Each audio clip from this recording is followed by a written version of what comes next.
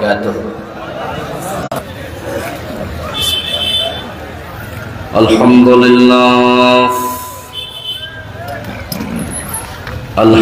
لله نحمده ونستعينه ونستغفره ونعوذ بالله من شرور أنفسنا ومن سيئات أعمالنا من يهد الله فلا مضل له ومن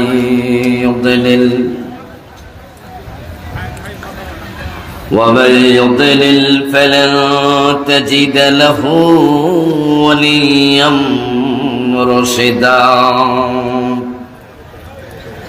وأشهد أن لا إله إلا الله وأن محمدا عبده ورسوله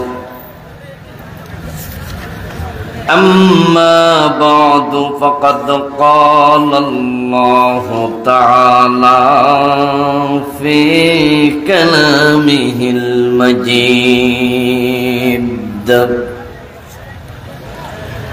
أعوذ بالله من الشيطان الرجيم بسم الله الرحمن الرحيم قل هل ننبئكم بالأخسرين أعمالا الذين ضل سعيهم في الحياة الدنيا وهم يحسبون أنهم يحسنون صنعا. قال النبي صلى الله عليه وسلم تكون بين الساعة فتن كقطع الليل المظلم يصبح فيها الرجل مؤمنا فيمسي كافرا ويمسي مؤمنا فيصبح كافرا ويبيع أقوام دينهم بعرض من الدنيا أو كما قال النبي عليه الصلاة والسلام. সকলে মেহেরবানি করে দুরূদ শরীফ পড়ুন। আল্লাহুম্মা সাল্লি আলা মুহাম্মাদিন ওয়া আলা আলি মুহাম্মাদ কামা সাল্লাইতা আলা ইব্রাহিম ওয়া আলা আলি ইব্রাহিম ইন্নাকা হামিদুম মাজিদ। আল্লাহুম্মা বারিক আলা মুহাম্মাদিন ওয়া আলা আলি মুহাম্মাদ كما باركت على إبراهيم وعلى آل إبراهيم إنك حميد مجيد. اللهم صل وسلم وبارك عليه.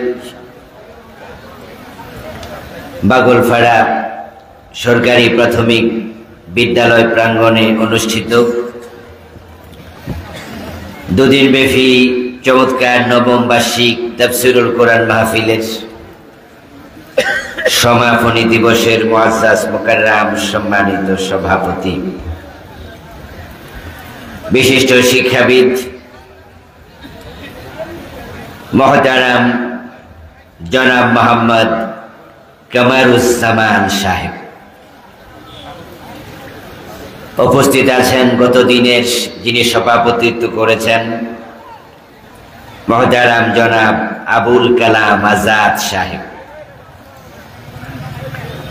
মাহফিলের সম্মানিত প্রধান অতিথি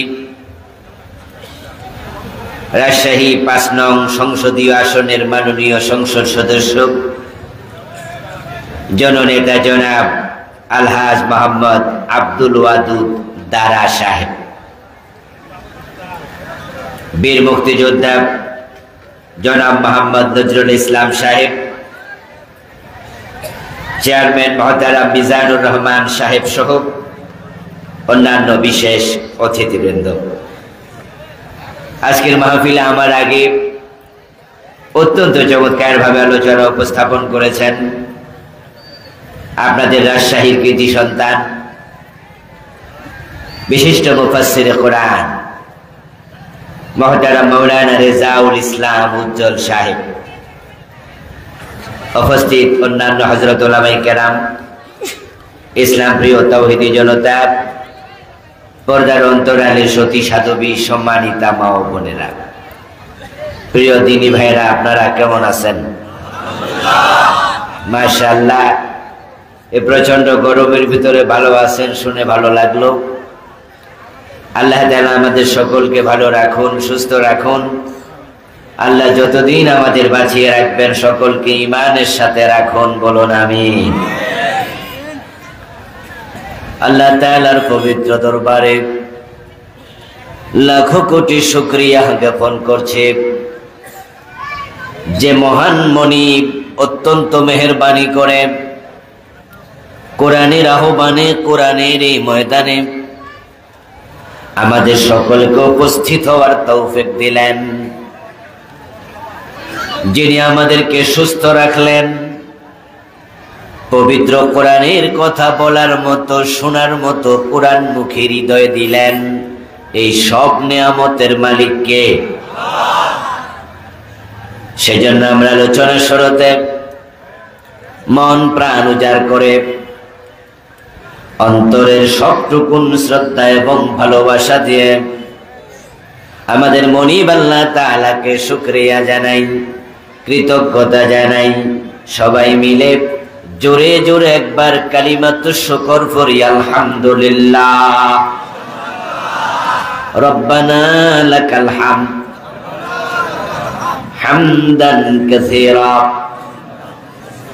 তাইয়্যিবা মুবারাকাত ফীহি ইয়া রাব্বি লাকাল হামদু কামা ইয়ানবাগি লিজালালি ওয়াজহিক ওয়া আযীমি সুলতানিক।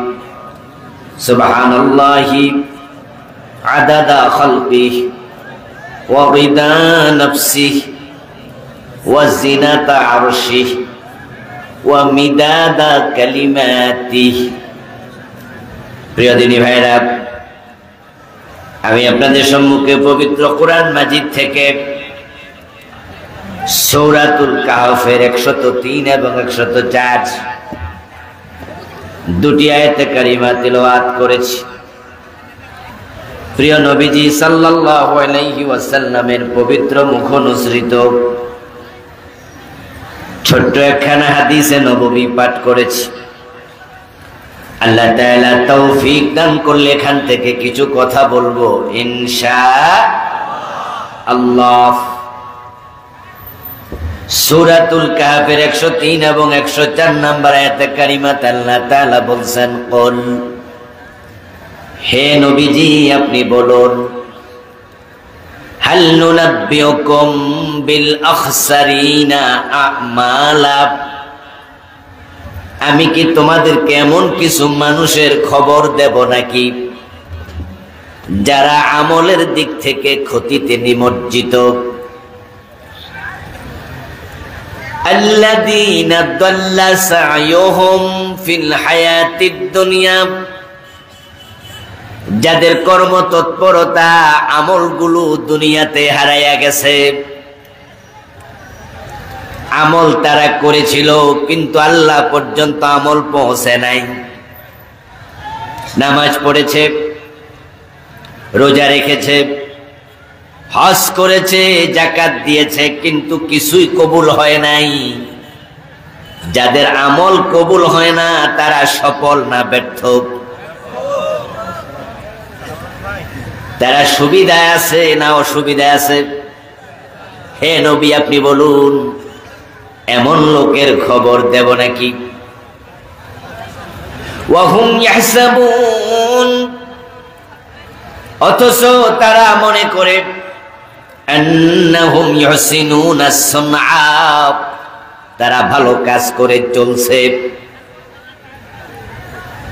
তাদের আমলগুলো যে হারাইয়া গেল, তারা যে ক্ষতির মাঝে পড়ে গেল, আমল যে কবুল হয় নাই, তারা এটা বুঝেই না। এই অবস্থা আল্লাহর সামনে হাজির হবে। আখেরাতে দেখবে আমল নামা নেকের পাল্লা একবারেই খালি। আজ থেকে 1400 বছর আগে সাহাবায়ে কেরামের যুগে এমন মানুষ যদি থাকে যাদের আমলগুলো কবুল হয় নাই, এই আয়াতগুলো তো আর গতকাল নাজিল হয় নাই, যেই যুগে নাজিল হলো বোঝা গেল এমন মানুষ ওই যুগেও ছিল। এবার বলুন তো, ওই জাতীয় মানুষের সংখ্যা বর্তমান যুগে কমেছে না আরো বেড়েছে? আল্লাহ না করুন যদি ওই তালিকায় আপনার নাম আমার নাম থাকে, উপায় নেই। 5 ওয়াক্ত নামাজ পড়ছে অথচ লোকটা বেঈমান। 5 ওয়াক্ত নামাজ পড়ে, হজ করে, যাকাত দেয়, লোকটা মুশরিক। এমন কিছু লোক আজকের এই সমাজেও, যার ঈমান নাই, তার নেক আমলের কোনো মূল্য আল্লাহর কাছে নেই। মসজিদে গিয়ে আল্লাহকে সেজদা দেয়, দরবারে যায় পীরের পায়ে সেজদা দেয়, এমন লোক বাংলাদেশে আছে কিনা? যে পীরের পায়ে সেজদা দেয় সে মুমিন না মুশরিক? অথচ এই লোকটাই তো আবার হজ করার জন্য মক্কাতেও যায়।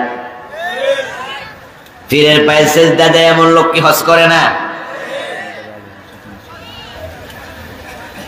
আমাদের দেশে কাদিয়ানি নামে একটা সম্প্রদায় আছে। কাদিয়ানি সম্প্রদায় কি নামাজ পড়ে না, রোজা রাখে না? কিন্তু বলুন তো, কাদিয়ানিরা মুমিন না কাফের? হাসরের ময়দানে আল্লাহর সামনে হাজির হওয়ার পরে যারা কাফের, তাদের আমল নামা কোনো নেক থাকবে না। কারণ যার ঈমান নাই, তার আমলের কোনো মূল্য নাই। এই জন্য তো কোরআন মাজিদে ঈমান এবং আমলের কথা যত জায়গায় আসছে, সব জায়গায় আমল আগে না ঈমান আগে? কি আগে? ইন্নাল্লাযীনা আমানু ওয়া আমিলুস সালিহাতি কানাত লাহুম জান্নাতুল ফিরদাউসি নুজুলা।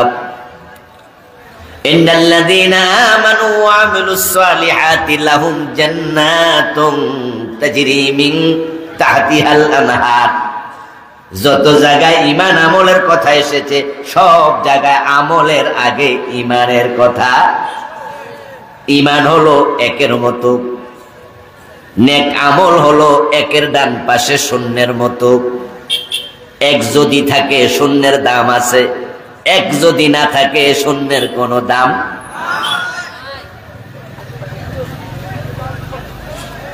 পবিত্র কোরআন মাজিদ আল্লাহ তাআলা বলছেন, মা জাআ বিল হাসানাতি ফালাহু আশরু আমসালিহা। যার ঈমান আছে, তার একটা নেক আমল আল্লাহ তাআলা আমলনামায় যখন লেখেন, তার 10 গুণ লেখেন। সুবহানাল্লাহ। ঈমানদার একটা নেক আমল করলে আমলনামায় লেখা হবে কমপক্ষে কয় গুণ? বলেছেন কে? 10 তো হবেই। ঈমান তো একের মতো, নেক আমল তো ডান পাশে শূন্যের মতো। এক যদি থাকে, একের ডানে একটা শূন্য দিলে কত হবে? 2টা দিলে? কথা বলুন, 3টা দিলে? দিতে থাকেন, মান বাড়বে। কিন্তু যদি একটা মুছে দেন, শূন্যের দাম কত? তাই যার ঈমান চলে যায়, তার নেক আমলের কোনো মূল্য আল্লাহর কাছে নেই। হে নবী, আপনি বলুন, আমি কি তাদের খবর দেব নাকি যারা আমলের দিক থেকে ক্ষতিতে পড়ে গেল? তাদের আমলগুলো দুনিয়ায় হারিয়ে গেল। এই জন্য আমল করার আগে সতর্ক থাকবেন ঈমান আছে কিনা। যাদের ঈমান হারিয়ে গেছে তারা তাওবা করে নতুন করে কালেমা পড়তেই হবে। যদি ঈমান না থাকে আপনার আমলের কোনো দাম আল্লাহর কাছে আসবে না। মাদার তেরেসা নামে একজন ভদ্র মহিলা ছিল, আজ থেকে কয়েক বছর আগে মারা গেছে। উনি ছিলেন ইউরোপের নাগরিক, থাকতেন ইন্ডিয়াতে, জীবনে বিয়ে করেন নাই। হাজার হাজার ইয়াতিমকে মায়ের ভালোবাসা দিয়ে বড় করেছে। ধর্মীয় ভাবে তিনি ছিলেন খ্রিস্টান। শত শত ইয়াতিমখানা ইন্ডিয়াতে বানাইছে। ওনার কর্মের স্বীকৃতি স্বরূপ তাকে শান্তিতে নোবেল প্রাইজ দেয়া হয়েছে। নোবেলে প্রাপ্ত পুরাটা টাকা তিনি ইয়াতিমখানায় দান করছে। কত নেকামল ওনার অভাব নাই। রাসূলুল্লাহ সাল্লাল্লাহু আলাইহি সাল্লাম বলেছেন, ইয়াতিমের মাথায় যদি কেউ হাত বুলায় তার হাতের তল দিয়ে যতগুলো চুল যাবে, বিকুল্লি শারাতিন হাসানাত, প্রতিটা চুলের বিনিময়ে আল্লাহ অসংখ্য নেকি লিখে দেয়। ইয়াতিমের মাথায় হাত বুলাইলে এত নেক, এত সওয়াব। কিন্তু মাদার তেরেসার আমল নামায় সওয়াব আছে কয়টা? মাদার তেরেসা শুধু মাথায় হাত বুলায় নাই, মায়ের ভালোবাসা দিয়ে লালন পালন করছে শত শত হাজার হাজার ইয়াতিম। قال النبي صلى الله عليه وسلم انا وكافل اليتيم كهاتين في الجنة। প্রিয় নবীজি বলছেন, যে ব্যক্তি একজন ইয়াতিম লালন পালন করবে, আমি নবী মুহাম্মদ এবং ওই লোক পাশাপাশি আল্লাহর জান্নাতে থাকবো। এইভাবে হাত দিয়ে ইশারা করে রাসূল বলেন, আনা ওয়া কাফিলুল ইয়াতীম কাহাতাইন কাহাতাইন ফিল জান্নাহ। ইয়াতীম শব্দটা এক বচন, বহু বচন হলো আইতাম, বহু বচন হলো ইয়াতামা। আল্লাহর হাবিব এখানে বহু বচনের শব্দ বলেন নাই। তিনি বলেননি আনা ওয়া কাফিলুল আইতাম, আনা ওয়া কাফিলুল ইয়াতামা কাহাতাইনি ফিল জান্নাহ, এরকম বলেন নাই। বরং এক শব্দ, এক বাক্য, এক বচনের কথা, যে একজন ইয়াতীম লালন পালন করবে সে আমি নবীর পাশের জান্নাত পাবে। মাদার তেরেসা হাজার হাজার ইয়াতীম লালন পালন করেছে, কিন্তু জান্নাত পাওয়ার কোনো সম্ভাবনাই নাই। কারণ খ্রিস্টান যারা, তারা মুমিন না মুশরিক। وقالت النصارى المسيح ابن الله। আল্লাহ কোরআন মাজিদে বলেন, যারা খ্রিস্টান তারা বলে ঈসা আলাইহিস সালাম আল্লাহর ছেলে। কেউ যদি মনে করে আল্লাহর ছেলে আছে, তার ঈমান থাকবে না, চলে যাবে। লোকটা মুমিন না কাফের? তো মাদার তেরেসা তো খ্রিস্টান, নেক আমল করছে, ভালো কাজ অনেক করছে, কিন্তু ক্ষতিগ্রস্ত। কারণ মাছ যেই ধরে রাখার জন্য যেটা বর্ষাকালে দেখা যায় এরকম বড় বড় জাল আছে, এরকম ফেলে দেয়, তারপরে পিছনে চাপ দিল, উপরের দিকে ওঠে, সারা রাত মাছ ধরে ধরে রাখে, সকাল বেলা বিক্রি করে। যেটার মাঝে রাখে এটার নাম কি? খলই। আমাদের কুমিল্লায় বলে ডুলা। অনেক বড় বড় লম্বা লম্বা খলই আছে, আছে না? মাছ যদি জীবিত থাকে, সকাল বেলায় মরা মাছের চেয়ে জীবিত মাছের দাম একটু। এই জন্য গলা পর্যন্ত পানির মাঝে খলইটা চুবাইয়া রাখে। সারা রাত মাছ ধরে ধরে রেখেছিল, কিন্তু ঘটনাক্রমে যে খলয়ের মাঝে মাছ রেখেছে সেই খলয়ের তলা ছিল ছিদ্র, তলা ছিল ভাঙ্গা। যিনি জেলে মাছ ধরেছে তিনি এটার খবর নেয় নাই। তলা যে ভাঙ্গা সেটা সে জানতো না। ওই খলয়ের মাঝে সারা রাত মাছ রাখছে, সকালবেলা টান দিয়ে দেখে কয়টা আছে। হাসরের ময়দানে আল্লাহর এমন অনেক বান্দা হাজির হবে, নামাজ রোজা হজ যাকাত সব করেছে, কিন্তু আল্লাহর সামনে গিয়ে দেখবা আমলনামায় কোনো নেক নেই। ওই লোকগুলো সেদিন হবে ব্যর্থ। দাল্লা সাইয়ুহুম ফিল হায়াতিদ দুনিয়া, দুনিয়ার জীবনে সব আমল হারায়া গেছে।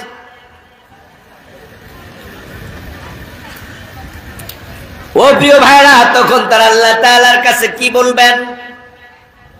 আল্লাহ কুরআন মাজিদের অন্য আয়াতে বলতেছেন, তখন তারা বলবে ওয়ালাউ আন্না লানা কাররাতান ফানাকুনা মিনাল মুমিনিন। ও আমাদের রব, আমাদের আমল নামায় যে কুফর ছিল, শিরিক ছিল, নেফাক ছিল, আমল যেই কারণে কবুল হতো না, সেগুলো আমরা তো দুনিয়ায় থাকতে খবর নেই নাই। আমার খলর যে তলা নাই আমি তো জানি নাই। এখন আমি বুঝছি, আমাকে দুনিয়ার একবার পাঠাও, আমি মুমিন হয়ে ফিরে আসতে চাই। আল্লাহর কাছে দরখাস্ত করবে আমারে দুনিয়ায় পাঠাও। আপনার আওয়াজ দিয়ে বলুন তো, নতুন করে দুনিয়ায় পাঠানোর কোন সম্ভাবনা আছে?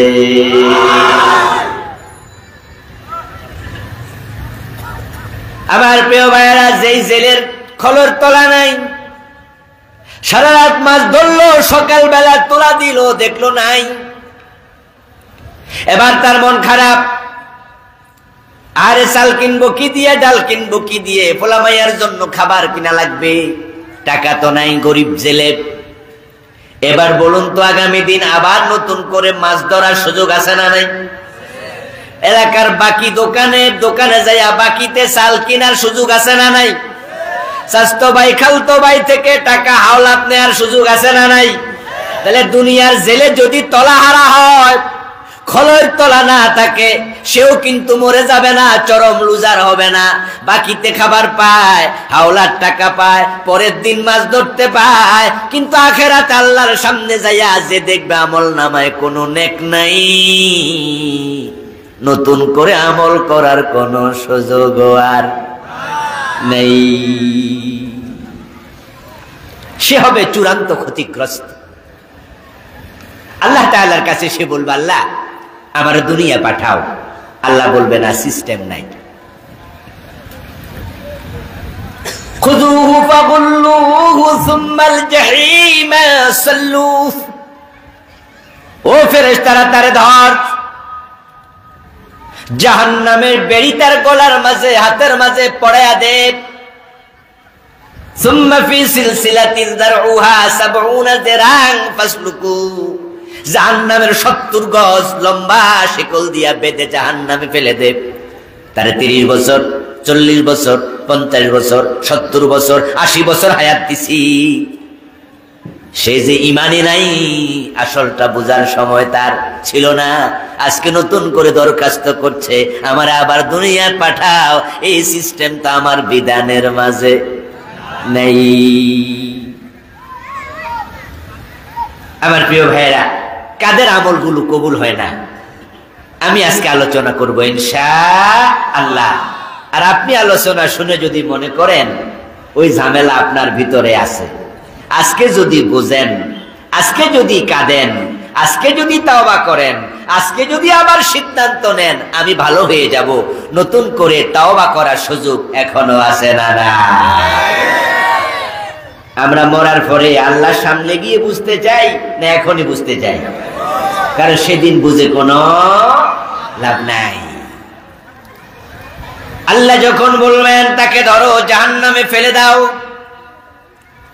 قال النبي صلى الله عليه وسلم إن أهل النار يبكون في النار حتى تسيل دماؤهم دموعهم على وجوههم كأنها جداول।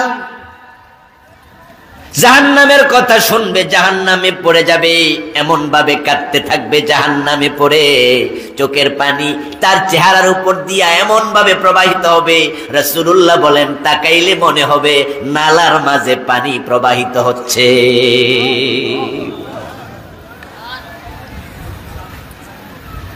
فتنقطع الدموع فتسيل الدماء فتكرح العيون।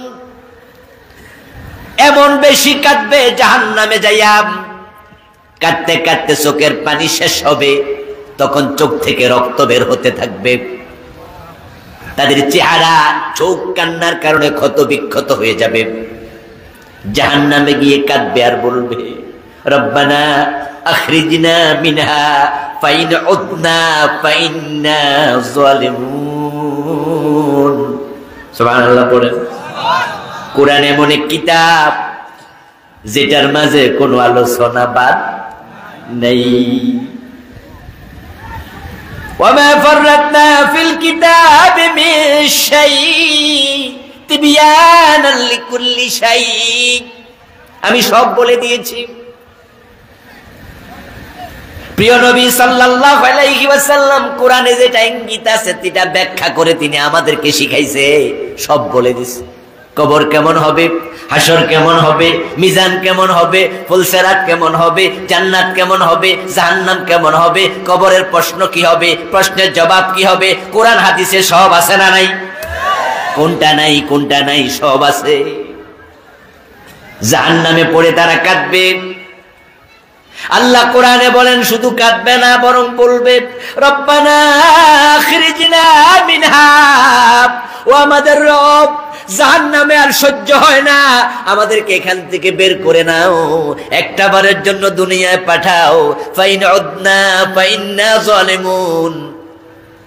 যদি দুনিয়া যাই আবার আগের মতো অন্যায় অনাচার করি, কুফরি করি, শিরিক করি, হারাম খাই, আল্লাহ আমরা জালেম, আমরা জালেম, আমরা জালেম, আমাদেরকে যে শাস্তি মনে চাই দিও, তবে আপাতত একবারের জন্য হলো বের করে দুনিয়ায় পাঠায়া দাও। কাঁদবে আর বলবে, চোখের পানি শেষ, রক্ত পড়তে থাকবে, কিন্তু আল্লাহ কোনো জবাব দেবেন না। কাঁদতে কাঁদতে 40 বছর চলে যাবে। তাফসীরে জালালাইন পড়ে তা লিখেছেন 40 বছর যাওয়ার পরে এবার আল্লাহ তাআলা জবাব দেবেন, ওয়াকাল আখসাউ ফিহা ওয়ালা তুকাল্লিমুন। আল্লাহ তাআলা 40 বছর পরে জবাব দিয়ে বলবেন, লাঞ্ছিত হয়ে পড়ে থাক, আমার সাথে কোনো কথা বলবি না, তোদের সাথে আমার কোনো কথা নেই। চোখের পানি ছেড়ে দিয়ে কাঁদবেন, দরখাস্ত করবেন, চিৎকার দেবেন, চোখ থেকে রক্ত ঝরাবেন, কোনো লাভ নাই।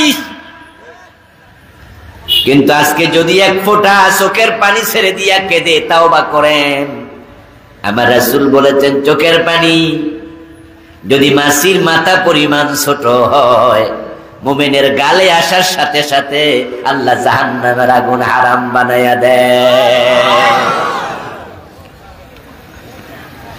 ওখানে মনে মনে পানির কোনো দাম নাই, গ্যালন গ্যালন পানির কোনো দাম নাই, কিন্তু এখানে এক ফোঁটা পানির অনেক দাম, অনেক মূল্য। قال النبي صلى الله عليه وسلم ما من عبد مؤمن يخرج من عينيه دموع ولو كان مثل رأس الذباب من خشية الله حتى يصيب حر وجهه إلا حرم الله عليه النار। আওয়াজ দিয়া বলেন সুবহানাল্লাহ। এক ফোঁটা পানি, মাছির মাথা ছোট্ট, ওটা যদি চোখ থেকে বের হয় আল্লাহর ভয়ে, গালে আসলে আল্লাহ জাহান্নামের আগুন হারাম করে দেয়। দুটি ফোঁটা আল্লাহ তাআলার কাছে খুব দামি। একটা হলো মুমিনের চোখের পানির ফোঁটা, আর একটা হলো মুজাহিদের জিহাদের মাঠে রক্তের ফোঁটা। মুজাহিদের শরীর থেকে শহীদ যারা হয়, শহীদদের রক্তের বিন্দু মাটিতে পড়ার সাথে সাথে আল্লাহ আমলনামার সব গুনাহ মাফ করে দেয়। শহীদের রক্তের ফোঁটা খুব দামি। এই জন্য তো হাসরের ময়দানে শহীদরা যখন কবর থেকে উঠবে, তখন আল্লাহ তাআলা তাদেরকে রক্ত মাখা কাপড়ে কবর থেকে তুলবেন। সুবহানাল্লাহ পড়েন। এবং যারা যুদ্ধের মাঠে শহীদ হয়, শহীদদেরকে গোসল দেয়া নিষেধ, বরং শহীদদেরকে দাফন করার নিয়ম হলো রক্ত মাখা কাপড় সহ দাফন করো। হাসরের ময়দানে শহীদরা যখন উঠবে, তাদের দেহ থেকে ফিনকে দিয়ে রক্ত বের হবে, ওই রক্ত থেকে মিশকের সুগন্ধ বের হতে থাকবে। সেই সুগন্ধে পুরা হাসরের মাঠ মৌ মৌ করবে। আল্লাহর ওই সকল নবীর আফসোস করবে যারা শহীদ হতে পারেনি। ওই নবীদের সম্মান দেখে যে নবীরা শহীদ হয়েছে, ওই দিন শহীদ না হওয়া নবীরা আফসোস করে বলবে, হায় আমরাও যদি শহীদ হতে পারতাম। শহীদের রক্তের ফোঁটার অনেক দাম। হাশরের ময়দানে শহীদরা আল্লাহর সামনে যখন যাবে, আল্লাহ তাআলা শহীদদেরকে যখন প্রশ্ন করবেন, তোমাকে আমি জীবন দিয়েছি, তোমাকে আমি রিজিক দিয়েছি, তোমাকে আমি সম্মান দিয়েছি, তোমাকে আমি ইলম দিয়েছি, এই ইলম পাইয়া, রিজিক পাইয়া, সম্মান পাইয়া, জীবন পাইয়া তুমি আমারে কি দিছো? তখন শহীদ তার রক্তমাখা জামা দেখায়া বলবে, আল্লাহ আমি সাক্ষ্য কেন দেব, কথা কেন বলবো? আমার রক্তমাখা শাহাদাতের কাপড় আজকে কথা বলবে। বাবা সরগর খোদা ফুরসত জবাবে মান হামি গোয়াম, শহীদি খঞ্জরে ইশকত গওয়াহি মান কফনদারাম। হে আল্লাহ, আজকে তো আমার রক্তমাখা কাপড় সাক্ষী দেবে, ওই রক্ত থেকে সুগন্ধ বের হবে। অন্যরা শহীদের শাহাদাতের সম্মান দেখে ঈর্ষা করবে, বলবে আমাকে কেন শহীদ করা হলো না? এই জন্য শাহাদাতের জন্য মোমেনের অন্তরে তামান্না থাকা দরকার আছে না নাই? আল্লাহ তাআলার দেয়া সেরা নেয়ামত শাহাদাত। ফারুক আজম ওমর রাদিয়াল্লাহু তাআলা আনহু তো আল্লাহর কাছে শাহাদাতের জন্য নিত্য নৈমিত্তিক দোয়াই করতেন। তিনি বলতেন, আল্লাহুম্মা রযুকনা শাহাদাতান ফি সাবিলিক ওয়াজআল মাউতি ফি বালাদি রাসূলিক। তিনি বলতেন, আল্লাহুম্মা রযুকনি শাহাদাতান ফি সাবিলিক, ও আমার রব তোমার রাস্তায় আমাকে শহীদ হওয়ার তৌফিক দাও। ওয়াজআল মাউতি ফি বালাদি রাসূলিক, এবং আমার মৃত্যুটা, শাহাদাতটা তোমার নবীর শহরের মাঝেই দিও। ওমরের দুইটা দোয়া আল্লাহ তাআলা কবুল করেছেন। ওনার জীবনী আপনারা যারা পড়েছেন, আপনারা জানেন যে হযরত ওমর নামাজ পড়া অবস্থায় পিছন দিয়া একজন অগ্নি পূজক ওনাকে বর্ষা নিক্ষেপ করেছে। তিনি আহত হয়েছেন। কয়েকদিন পরে তিনি শাহাদাত বরণ করেছেন, এবং উনার শাহাদাতটা হয়েছিল, আহতটা হয়েছিল নবী মুহাম্মাদের মসজিদে নববীতে। সুবহানাল্লাহ। শহীদও হলেন, রাসূলের শহরে হলেন। আল্লাহুম্মা রযুকনি শাহাদাতান ফি সাবিলিক, আল্লাহ আমাকে তোমার পথে শহীদ বানাও, দোয়া কবুল। ওয়াজআল মাউতি ফি বালাদি রাসূলিক, আমার মৃত্যুটা তোমার রাসূলের শহরে হোক, এটাও কবুল। আল্লাহ যদি ওমরের দোয়া কবুল করতে পারে, ওই দোয়া কবুল করার ক্ষমতা, আমাদের দোয়াগুলো কবুল করার ক্ষমতা আল্লাহর আছে না নাই? আল্লাহর বক্তব্য, দুউনি আস্তাজিব লাকুম, আমাকে ডাকো আমি সাড়া দেব। এই জন্য আমরা শাহাদাতের দোয়া করি, আমরা শহীদ হতে চাই। আমরা আল্লাহর কাছে বলছি, আল্লাহ তুমি আমাদেরকেও শাহাদাত নসিব করে দিও, বলেন আমিন। কিন্তু সকলে শহীদ হতে পারবে না, কারণ শাহাদাতের জন্য যে ময়দান দরকার বাংলাদেশ সে ময়দান নয়। বরং আমাদের বাড়ি যদি ফিলিস্তিনে হতো, আমাদের বাড়ি যদি কাশ্মীরে হতো, তাহলে শাহাদাতটা আরো সহজ হতো, ঠিক না? যেমন ফিলিস্তিনে প্রতিদিন কিছু না কিছু মুসলমান, কথা বলেন না কেন? ফিলিস্তিনে প্রতিদিন মুসলমান শহীদ হচ্ছে কিনা? এই গত 7-8 মাসে হাজার হাজার শহীদ হয়ে গেছে, হাজার হাজার। হামাস নেতা ইসমাইল হানিয়া, উনার নাতি, উনার নাতনি, উনার সন্তান একসাথে কয়দিন আগে শহীদ হলো। উনার স্ত্রী তখন হাসপাতালে ছিল, অসুস্থ। উনার সন্তান শহীদ, ছোট্ট নাতি শহীদ, ছোট্ট নাতনি শহীদ। ইসমাইল হানিয়া উনার স্ত্রীর কাছে খবর দিলেন, উনি হাসপাতালে অসুস্থ, চিকিৎসা নিচ্ছেন। গিয়ে যখন জানালেন, তোমার নাতি অমক, তোমার নাতনি অমক, তোমার সন্তান অমক গতকালকে শহীদ হয়েছে, সাথে সাথে তিনি আলহামদুলিল্লাহ বলে 2 রাকাত নফল নামাজ পড়লেন। পত্রিকায় খবরে দেখলাম। কারণ শাহাদাত হচ্ছে আল্লাহর দেয়া সেরা নিয়ামত। শাহাদাত এমন এক নিয়ামত, পানির মাঝে মানুষ যখন ডুব দেয়, যে কুয়াতে, যে বিলে, খালের মাঝে কচুরি পানা আছে, পানির উপরে শ্যাওলা আছে, পানির উপরে কিছু ঘাস জন্ম নেয়, এগুলোকে আমরা কচুরি পানা বলি, শ্যাওলা বলি, ঘাস বলি। আমি জানি না রাজশাহী ভাইয়েরা বুঝতেছে কিনা আমার কথা, বোঝেন তো? পানির উপরে যে কচুরিপানা আছে, ধরেন আপনার এখানে 5 হাত 7 হাত জায়গা দখল করে আছে কচুরিপানা। এখন আপনি যদি সাঁতার কাটতে চান, কচুরিপানার উপর দিয়ে সাঁতার কাটা কি সহজ না একটু কঠিন? কিন্তু যদি ডুব দিয়া নিচ দিয়া যেতে চান, যদি আপনি ডুব দিয়া 10 হাত উঠতে পারেন, তাহলে কচুরিপানা উপরে থাকলো, পার হয়ে গেলেন 5-7 সেকেন্ডের মাঝে, আপনাকে থামাতে পারিনি, আটকাতে পারিনি কচুরিপানা, আপনি পার হয়ে গেছেন। শাহাদাত এইরকম, দুনিয়া ডুব দেবে, ডাইরেক্ট আল্লাহর জান্নাতে গিয়ে উঠবে। শাহাদাত এমন এক বড় নিয়ামত, আল্লাহ যাকে এটা দেবেন তাকে মৃত্যুর যন্ত্রণা দেবেন না, কবরের শাস্তি দেবেন না, হাসরের ময়দানে কষ্ট দেবেন না, সরাসরি আল্লাহর আরশে আজিমের নিচে স্থান দিয়ে দেবেন। সেখান থেকে হিসাব ইয়াসিরের মাধ্যমে জান্নাত পেয়ে যাবেন।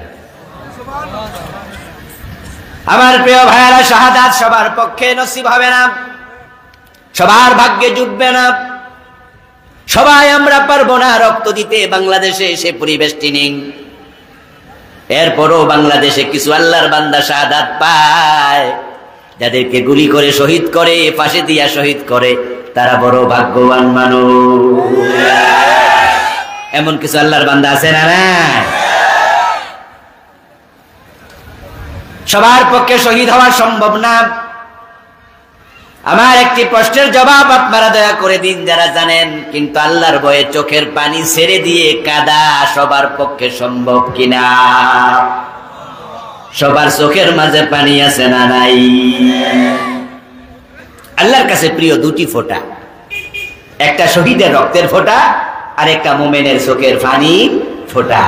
সবাই শহীদ হতে পারবে না, কিন্তু আল্লাহর ভয়ে সবাই কাঁদতে পারবে। আমরা চোখের পানি ছেড়ে দিয়া আমাদের জাহান্নামকে হারাম বানাতে চাই, রাজি আছেন না নাই? তওবা করবেন, কাঁদবেন। ফালিয়াদহাকু কালিলা ওয়ালিয়াবকু কাসীরা, তারা যেন কম কম হাসে, বেশি বেশি কাঁদে। ক্বালান নবী সাল্লাল্লাহু আলাইহি ওয়াসাল্লাম, ইয়া আইয়ুহান নাস ইবকু ফাইন লাম তাসতাতিউ ফাতাবাকু। ও দুনিয়ার মানুষেরা, তোমরা কাঁদো, তোমরা কাঁদো, তোমরা কাঁদো। চোখের পানি যদি না আসে, কান্নার ভান করো, কাঁদতে চেষ্টা করো। আল্লাহর হাবিব সাল্লাল্লাহু আলাইহি ওয়াসাল্লাম বলেছেন, 7 ধরনের ব্যক্তিকে আখিরাতে আল্লাহ তাআলা আরশে আজিমের নিচে বসতে দেবেন। হাসরের ময়দানে তাদেরকে তুলবেন না, নেবেন না, হিসাবে ইয়াসিরের মাধ্যমে জান্নাত দিয়ে দেবেন। ওই 7 গ্রুপ মানুষের মাঝে এক গ্রুপ হলো যাকারাল্লাহ খালিয়ান ফাফাদাত আইনা। আরশে আজিমের নিচে ওই ব্যক্তি জায়গা পাবে যে আল্লাহর ভয়ে গোপনে একান্তে চোখের পানি ছেড়ে দিয়ে কেঁদেছে।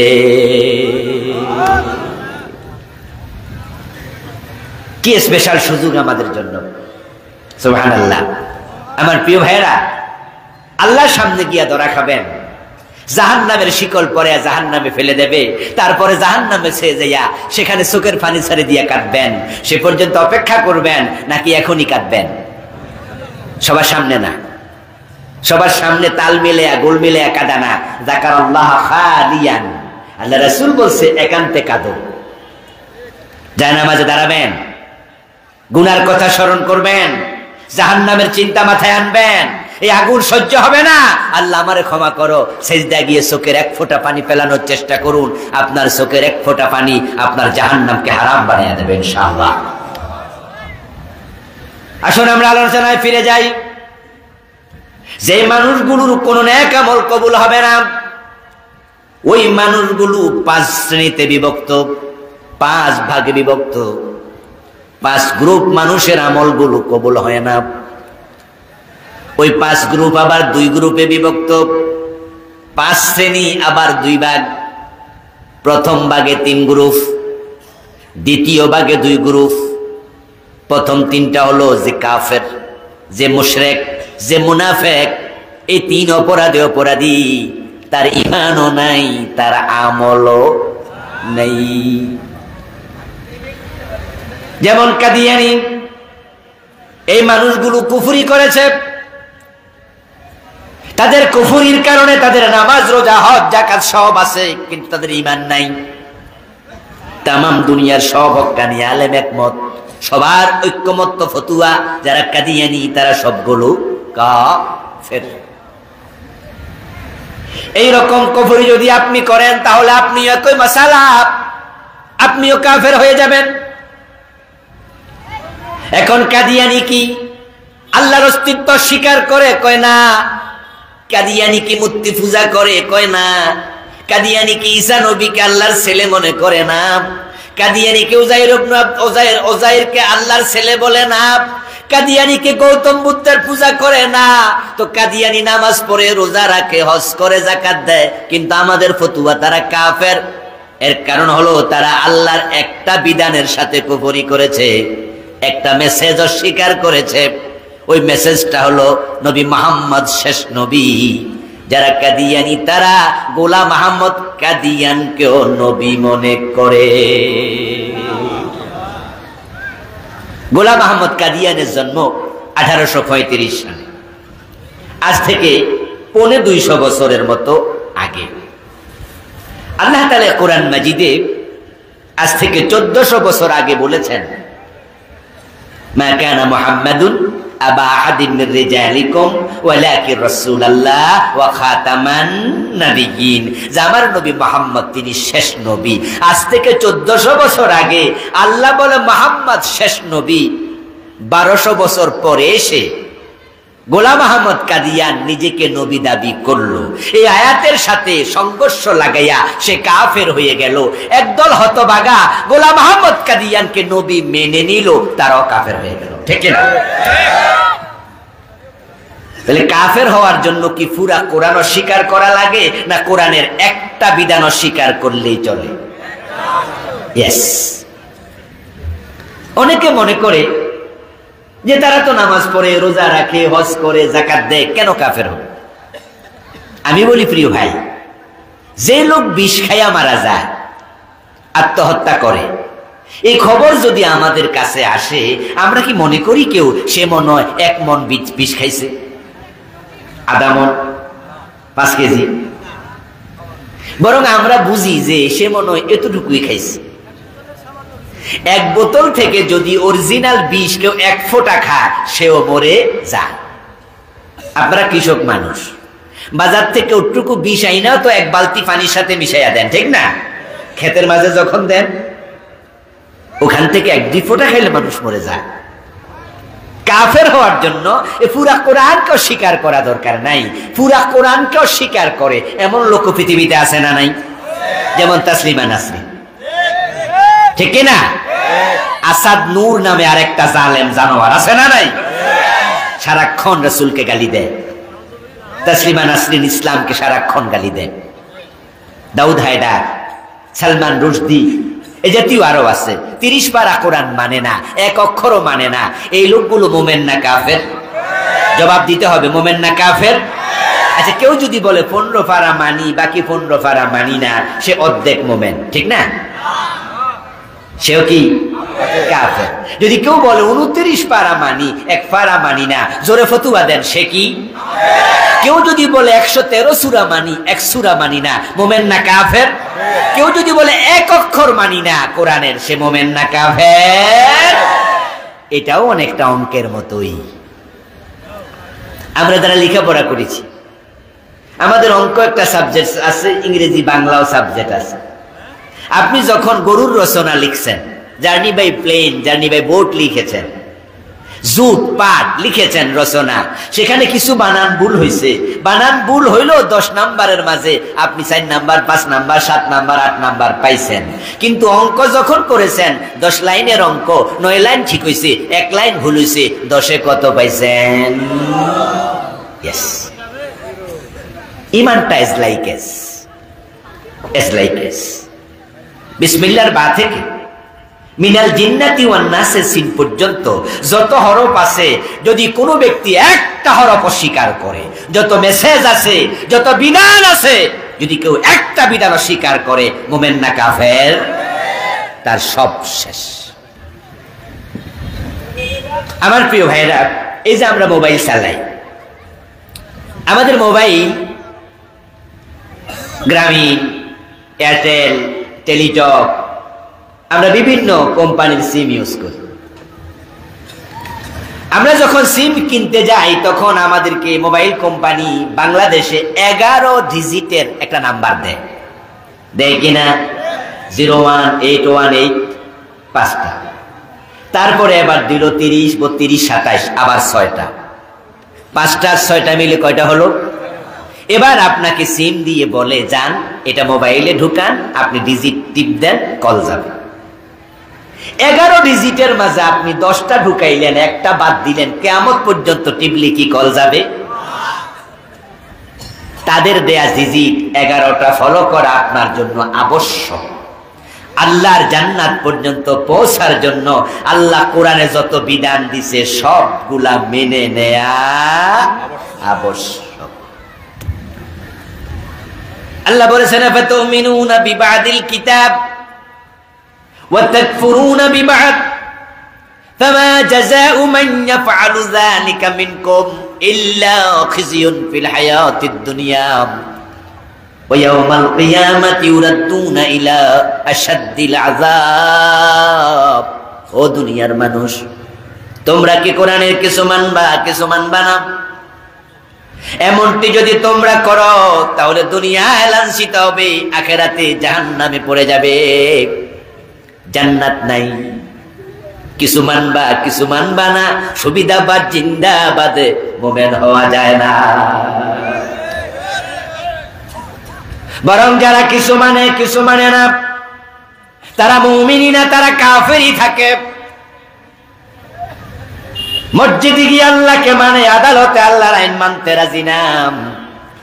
কোরআন দিয়া মসজিদ চলুক কোনো আপত্তি নাই, কোরআন দিয়া দেশ চলার কথা বললে চেহারা কালো হয়ে যায়।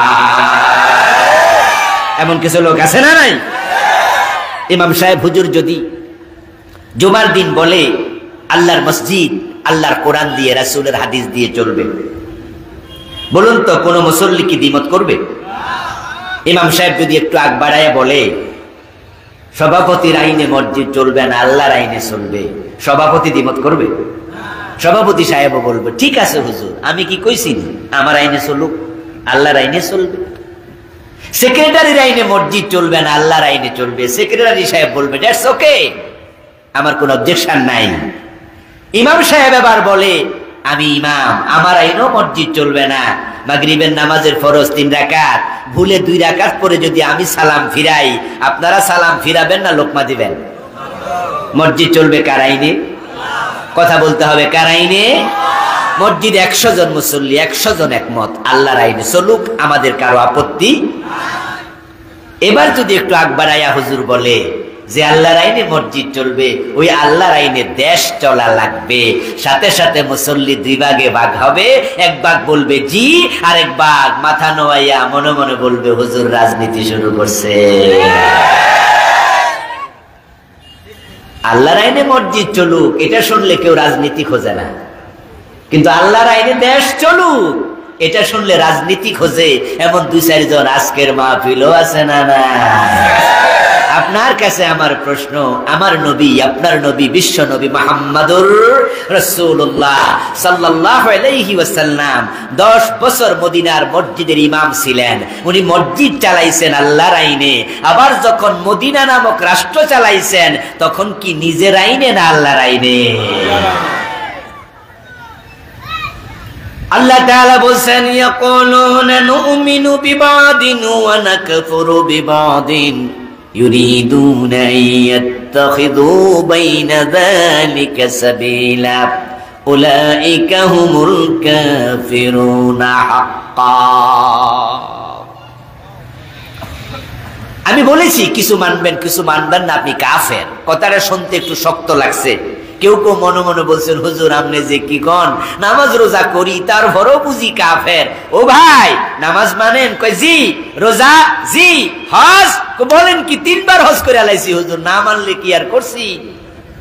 তো দেশটা আল্লাহর আইনে চলুক, চোর ধরে হাত কাটেন, ডাকাত ধরে শুলে দিতে হবে, জেনা করলে 100 বেত লাগান, বিবাহিত হলে পাথর মারতে হবে, মদ পান করলে 80 বেত লাগাতে হবে, আল্লাহর আইনে দেশ চলুক, এটা মানেন না কেন? কই হুজুর সব কি আর পারিনি?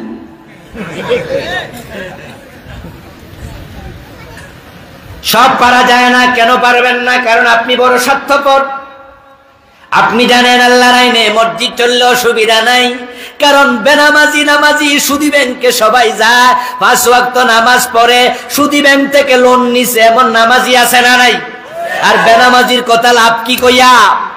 5 ওয়াক্ত নামাজ পড়ে আবার অফিসে ঘুষ খায় এমন অফিসার আছে না নাই? রমজানে রোজা রেখেছে, গুদামজাত কইরা মালের দাম বাড়াইয়া দিছে এমন ব্যবসায়ী আছে না নাই? তারা জানে মসজিদ আল্লাহর আইনে চললে সুদী ব্যাংক বন্ধ হয় না, মসজিদ আল্লাহর আইনে চললে তাদের মদের ব্যবসা বন্ধ হবে না, মসজিদ আল্লাহর আইনে চলে অফিসে ঘুষ বন্ধ হবে না। কিন্তু আল্লাহর আইনে দেশ চললে সুদ থাকবে না, ঘুষ থাকবে না, মদ পান করলে 80 বেত লাগানো হবে, পিঠের চামড়াটাও থাকবে না।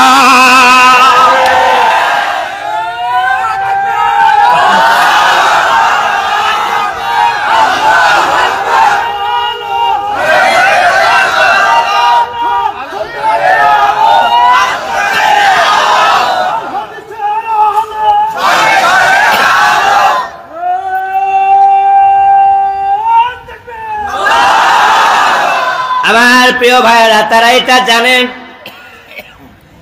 এটা জানার কারণে তো তারা মাঝে মাঝে কয় হুজুররা যদি ইসলাম ক্ষমতা আনতে পারে তাহলে চোর ধরে নাকি হাত কাইটা ফেলবে, চোরদের যদি হাতে কাইটা দেয় চোর ভাত খাইব কেমনে? যুক্তি দেয়। ইসলামের আইনগুলোকে বলে এগুলা কি মধ্যযুগীয় আইন? নাউজুবিল্লাহ পড়েন। বড় বড়চিত আইন, বলেন নাউজুবিল্লাহ। আমি বলি ও দোস্ত, হাত কাটবো চোরের টেনশন করো তুমি, ঘটনা কি? আরে হাত তো আমরা চোরের হাত কাটার কথা বলছি, আপনার হাতের কথা তো বলি নাই। তো ভাত খাইবো কি দিয়া টেনশন আপনার কেন? টেনশনের কারণ হলো বাড়িতে আয়না দেখলে আয়নার সামনে দাঁড়াইলে আয়নার ভিতরে চোর দেখতে পায়। আয়নার ভিতরে কি দেখতে পায়? তখন মনে মনে ভাবে ইসলামী আইন আসলে নিজের হাত থাকবে না। এই জন্য ইসলাম মানি না বলে না, বলে মানি তো, নামাজ পড়ি, রোজা রাখি। ইসলাম না মানলে এই রমজান মাসে 500 টাকা হুজুরদেরকে হাদিয়া দিছি, রমজানে আমি সবচেয়ে বেশি সাদা দিছি, 10,000 টাকা দিছি মসজিদে। ইসলাম না মানলে হুজুর আপনি কি কন, খোঁজ নিয়ে দেখেন আমার বাড়ির পাশে মসজিদে 3টা এসি আমি নিজে কিনা দিছি। ইসলাম না মানলে বুঝে দিছি। তো তাহলে ওগুলা মানেন? হুজুর সব কি আর পারিনি? ওদের কথা আল্লাহ নিজে বলছেন, ইয়াকুলুনা নুমিনু বিবাদ, তারা বলবে কিছু তো মানি, ওয়া নাকফুরু বিবাদ, তবে সব মানতে পারি না, কিছু সম্ভব না, মানি না। ইউরিদুনা আন ইয়াত্তাখিযু বাইনা যালিকা সাবিলা, আল্লাহ বলে তারা মাঝামাঝি রাস্তা খোঁজে। পুরা মানলে মুমিন, পুরো অস্বীকার করলে কাফের। তারা পুরা মানে না, পুরো অস্বীকারও করে না, তারা মাঝখানে থাকতে চায়, কিছু মানে কিছু মানে না। উলাইকা হুমুল কাফিরুনা হাক্কা, আমার আল্লাহ বলে তারা অরিজিনাল কাফের থেকে গেছে। কাফের হওয়ার জন্য পুরা কোরআন স্বীকার করা লাগবে না। কাদিয়ানি কাফের হলো তারা আল্লাহর কয়টা মেসেজ মানে নাই? ওয়াজ বাড়িতে নিয়েন, একটু জবাব দেন, কলবে বসু। কাদিয়ানি কাফের, আল্লাহর কয়টা মেসেজ মানে না? এবার আপনাদের থেকে একটু আরেকটা বিষয় জবাব চাইবো, ইবলিস শয়তান মুমিন না কাফের? কোরআনে আল্লাহ বলছে আবা ওয়াস্তাকবারা ওয়া কানা মিনাল কাফিরিন, ইবলিস কাফের।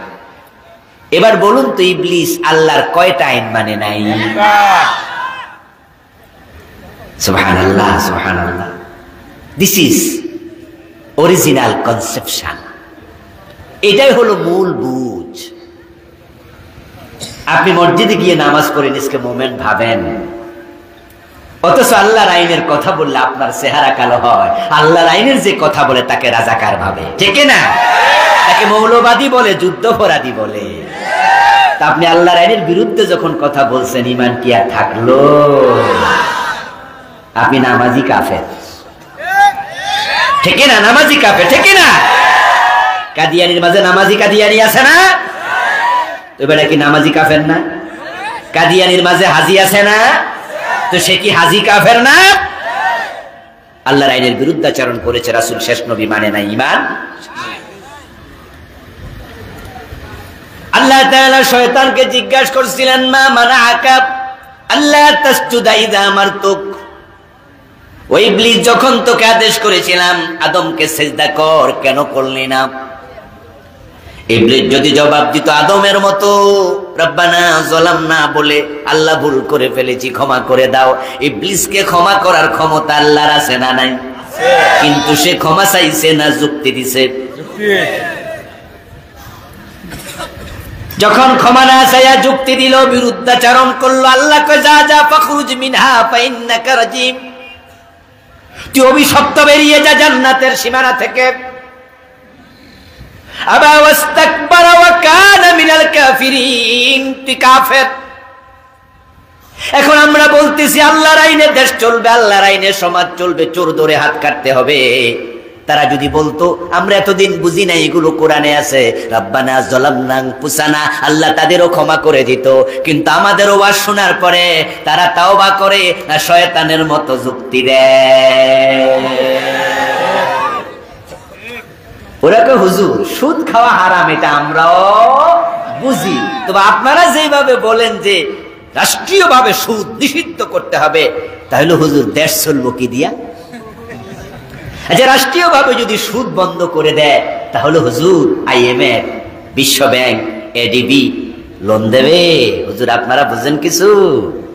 যুক্তি দেয় যে বিশ্ব ব্যাংক তো আমাদের লোন দেবে না, IMF তো আমাদের লোন দেবে না, এশিয়া ডেভেলপমেন্ট ব্যাংক তো লোন দেবে না। তো ওরা যদি লোন না দেয় তাহলে ব্রিজ হবে কি দিয়া? উড়াল সেতু বানাবো কি দিয়া? বিদ্যুৎ কি দিয়া হবে? রাষ্ট্রের উন্নয়ন কি দিয়া হবে? হুজুর ওয়াজ করা দেশ চালানো এক না, আপনারা এসব বোঝেন না, রাষ্ট্র চালানো কঠিন আছে, এগুলা বইলা তারা যুক্তি দিয়া বুঝাইতে চায় সুদ খাইলে কোনো অসুবিধা। আস্তাগফিরুল্লাহ। ও মুসলমান, চুরিয়ে চুরিয়ে আরো সিনা জুরি, তুমি হারাম খাও, হারামের পথে থাকো, উল্টা আমাদের কাছে এসে যুক্তি দাও। আমরা তো সে মুসলমান যে মুসলমান বছরে 1 মাস না খাইয়া থাকা ফরজ, রমজানে আমরা দিনের বেলা খাই না। আল্লাহ আমাদেরকে প্রশিক্ষিত করছেন বুঝতে, হারাম খাইও না, সুদ খাইও না, ঘুষ খাইও না, হারাম খাইও না, প্রয়োজনে না খেয়ে রোজার মতো উপাস থাকার প্রশিক্ষণ নিতে হবে।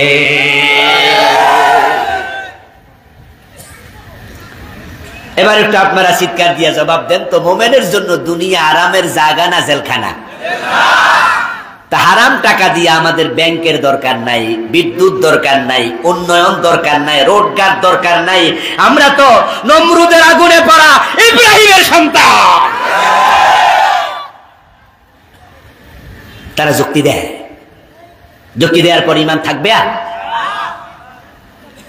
আমার বন্ধু, কাফের হওয়ার জন্য পুরা কোরআন স্বীকার করা লাগবে না, একটা বিধান স্বীকার করবেন, ঈমান শেষ। শয়তান কাফের হলো, আল্লাহর একটা বিধান মানে নাই। কাদিয়ানি কাফের হলো, আল্লাহর একটা মেসেজ মানে নাই। এবার আপনাদের কাছে একটু আসতে চাই, আখেরাতে গিয়ে আল্লাহর সামনে কান্দা লাভ নাই, আজকে কাঁদো, চোর ধরে হাত কাটো। এই বিধানটা কোরআনে আছে কিনা? 52 বছরের বাংলাদেশে কয়জনের কাটছেন? তাহলে প্রমাণ হলো শয়তান মানে নাই একটা, 52 বছরে আমরাও মানি নাই। 1 নাম্বার, চোর ধরে হাত কাটলাম না। জেনা করলে 100 বেত লাগাতে হবে, সূরা নূরের মাঝে আছে না নাই? কোন আদালতে 52 বছরে 100 বেত লাগানোর রায় দিছে? এই আইন আমরা 52 বছরে মানি নাই। মদ পান করলে 80 বেত লাগাতে হবে, হযরত ওমর নিজের ছেলেটাকে ছাড়ে নাই। মদ পান করলে বেত্রাঘাত করো, হাদিসে আছে না নাই? এই আইন বাংলাদেশে কয়দিন মানছেন?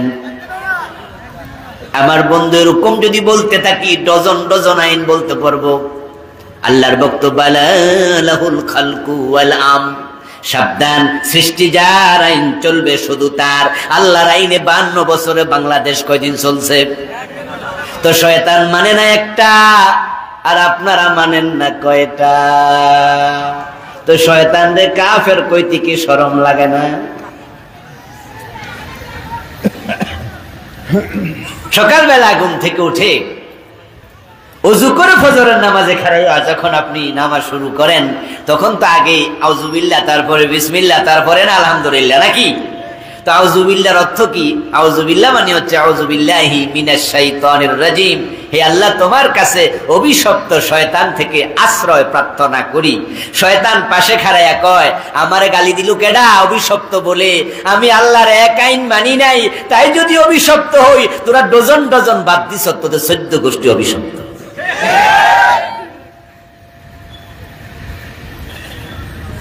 রুটি বানানোর জন্য ধান যখন গুঁড়া করা হয়, চূর্ণ বিচূর্ণ করা হয়, চাল যখন ভাঙ্গা হয়, তখন এটা চালের গুঁড়ি হয়। এই চালের গুঁড়িটাকে আবার সুন্দর করে শাকনি দিয়া নিচে ফেলে, এটার নাম কি আপনাদের এলাকায়?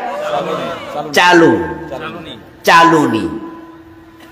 চালুনি একদিন দোকানে সুইয়ের সাথে সাক্ষাৎ হয়। দোকানদার সুইও বিক্রি করে, চালুনিও বিক্রি করে। তো দোকানদার একই জায়গায় রাখছে সুই এবং চালুনি। তখন সুই মিয়া চালুনির জিগায়, ও চালুনি, তোর পিছনে এত ছিদ্র, শরম লাগে না? বলেছি। চালুনি সুইকে বলে। চালুনি বলছে, ও সুই, তোর পিছনে এত মোটা ছিদ্র, শরম লাগে না? সুই জবাব দেয়, আমার ছিদ্র কয়টা? আপনারা কথা বলতে হবে তো, ছিদ্র কয়টা? ও চালুনি, তুমি যে আমার দোষ ধরলা, তোমার ছিদ্র তুমি গণ্যা চাইছো কয়টা? আমরা যারা শয়তানরে কাফের কই, শয়তানরে গালি দেই, রাজিম বলে, শয়তান আমাদের পাশে দাঁড়ায় কি বলে না যে আমি আল্লাহর আইন একটা মানি না, আর তোমাদের খবর কি? গণ্যা কি কোনোদিন দেখছো? আমার ভাইয়ের জন্য আমরা আল্লাহর আইনের কথা বলি। আল্লাহর আইন ছাড়া কারো আইন মানা যাবে না। এই কথা বললে যদি ফাঁসি দেওয়া হয়, আমরা ফাঁসির রশি বরণ করব। তারপরও বলি, আল্লাহ ছাড়া কারো আইন মানি না। কেন বলি? এর কারণ হলো, আল্লাহ ছাড়া অন্যের আইন যদি কেউ মেনে নেয়, সে মুশরিক হয়ে যাবে। আমরা জানি আল্লাহ ছাড়া কারো আইন মানা যাবে না। এই ওয়াজ করলে আর আপনারা চিল্লাইয়া হ্যাঁ বললে বাংলাদেশে আল্লাহর আইন কায়েম হয়ে যাবে নাকি? আমরা জানি হবে না, এটা তো সোজা না। কবে কায়েম হয় আমরা জানি না, কিন্তু এরপরও আমরা আল্লাহর আইনের কথা এই জন্যই বলি, এ দেশ ইসলাম কায়েম হোক আর না হোক, আমরা কাফের হয়ে মরতে রাজি না। আমরা ঈমান নিয়ে মরতে চাই, ঠিক কি না? কুফরি বাংলাদেশে বড় সস্তা, খুবই সস্তা। এখন তো আমাদের সিলেবাসে কুফরি ঢুকেছে। এই জাতি এখন ঘোষণা দিয়া কুফরি করে, নাউজুবিল্লাহ পড়েন। 2023 সনে জানুয়ারি মাসের 1 তারিখে বাংলাদেশে বই উৎসব হলো। সব প্রাইমারি স্কুল, হাই স্কুলে বই দেয়া হলো। আমরা দেখি হঠাৎ করে 2023 সনের জানুয়ারিতে বই খুললা, সেখানে কত সুন্দর করে ছবি দিছে, মানুষ নাকি বান্দর আছিল। আপনাদের কি মনে আছে না ভুলে গেছেন? ওনারা বিবর্তনবাদ ঢুকেছে। আচ্ছা, মানুষের পূর্বপুরুষ বাদর ছিল, এই কথা বিশ্বাস করলে কি ঈমান থাকবে না চলে যাবে? এই বিশ্বাসটা কোরআনের সাথে মিলে না সাংঘর্ষিক? কোরআনের উল্টা চিন্তা রাখা কি ঈমান না কুফর? আল্লাহ যা বলেছে এর বাহিরে চিন্তা রাখার নামে কি? কুফর। আল্লাহ তাআলা কোরআন মাজিদে বলছে, ইয়া আইয়ুহান নাসু তাকু রাব্বাকুম আল্লাযী খালাকাকুম মিন নাফসিন ওয়াহিদা ওয়া খালাকা মিনহা যাওজাহা ওয়া বাসসা মিনহুমা রিজালান কাসীরান ওয়া নিসা। ও দুনিয়ার মানুষ, তোমরা আল্লাহকে ভয় করো, যিনি সৃষ্টি করেছেন একটি প্রাণ, তা থেকে তার স্ত্রীকে, এবং তাদের দুজন থেকে লাখ লাখ নারী পুরুষ। আল্লাহ প্রথম বানাইছেন যাকে, তার নাম কি? বান্দর না আদম? আওয়াজ দিয়ে কথা বলতে হবে, কে? এটা বলেছেন কে? তাহলে মানুষের প্রথম ব্যক্তি কে? কিন্তু ওরা ঢুকাইয়া দিল বান্দর। ওরা নাকি গবেষণা করছে, ডারউইন নামে একটা লোক নাস্তি, তার গবেষণাকে কেন্দ্র করে আল্লামা সাইদি রাহিমাহুল্লাহ তিনি একটি বক্তৃতায় বলেছিলেন যে ডারউইন গবেষণা করে নাকি পাইছে মানুষ বান্দর আছিল, গাছে গাছে লাফালাফি করতে করতে লেজ করে গেছে। তারপরে কোনো একদিন হেসকা খাইয়া ধাক্কা দিছে আর বেড়া হইয়া মানুষের রূপ নিছে। সাইদি সাহেব বললেন, কি পরিমাণ গাঁজা খাইয়া এই মাথা থেকে থিউরি বাইরেছে আল্লাহ জানে। মনে হয় সে গাঁজার কোনো মেয়াদ। আচ্ছা, ডারউইন এটা বলুক, সে নাস্তিক, এটা তার ব্যাপার। কিন্তু আমরা মুসলমান, আমরা কি তাই মনে করি? আমার প্রিয় ভাইরা সিলেবাসে ঢুকাই দিল ইন্না লিল্লাহ, পুরা আল্লাহর কোরআন বিরোধী কথা।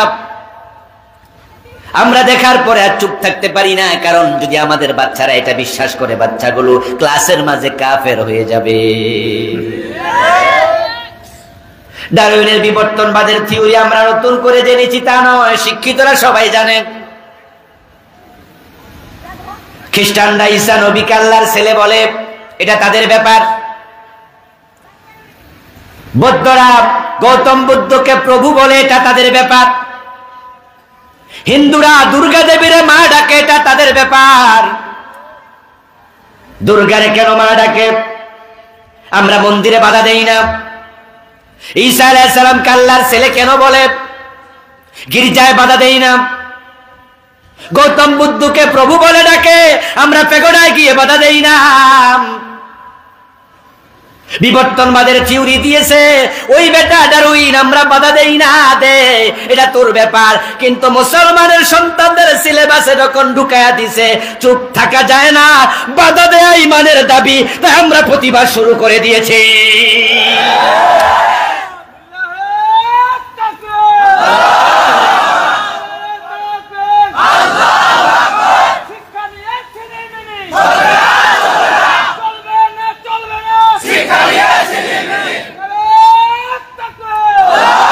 আমার প্রিয় ভাইয়ের, আলহামদুলিল্লাহ 23 সনের জানুয়ারি মাসে বই যখন আমরা হাতে পেলাম, বিবর্তনবাদ দেখার পরে আমরা মাহফিলগুলোতে খুললাম, খোলা সুস্পষ্ট ভাবে ঘোষণা দিয়ে বলতে থাকলাম, আলহামদুলিল্লাহ।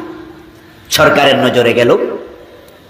সাবেক শিক্ষামন্ত্রী ডাক্তার দীপুমণি একটি কমিটি বানালেন। ওই কমিটিকে বললেন, দেখুন তো বিষয়টা। কমিটি রিপোর্ট করলো। তখন তারা সুপারিশও করেছে 90% মুসলমানের দেশে এই বিবর্তনবাদ সিলেবাসে ঢুকানো ঠিক হয় নাই। সরকার থেকে সাথে সাথে সার্কুলার জারি হলো। আলহামদুলিল্লাহ, সিলেবাসের ওই অংশ পাঠ্যক্রম থেকে পড়ানো স্থগিত করা হলো। আলহামদুলিল্লাহ। পড়ে আমাদের বাচ্চারা ক্লাস 6-এ কাফের হওয়া থেকে বেঁচে গেল। আচ্ছা, 2024 সন আসলো, রানিং বছর। জানুয়ারির 1 তারিখে আবার বই দিল। এবার বই হাতে পাওয়ার পরে আমরা দেখলাম নতুন করে আরেক কুফর ঢুকাইছে। শরীফ শরীফ আর গল্পের নাম দিয়া ট্রান্সজেন্ডার ঢুকাইয়া দিছে। এটা হলো আরেক কুফর, আরেক কুফর। এদিকে তাকান, ওদিকে তাকাবেন। আরেক কুফর।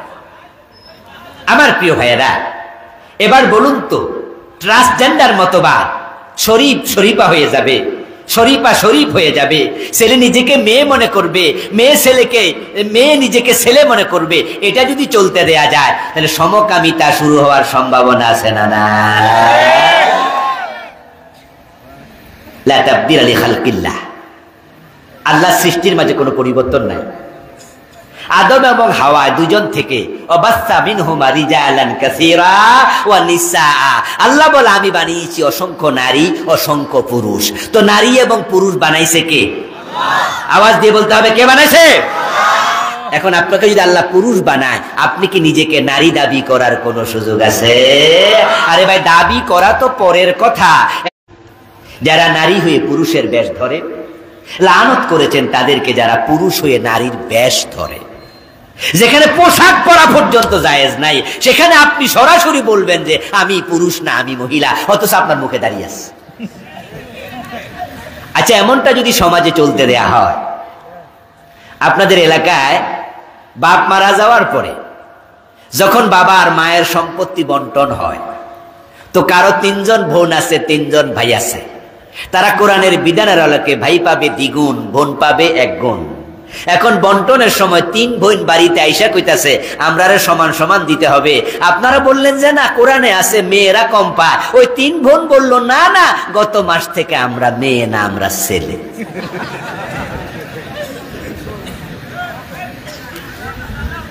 আচ্ছা, সমাজে বিশৃঙ্খলা তৈরি হওয়ার সম্ভাবনা আছে না নাই? কারা চাইল এটা করতে?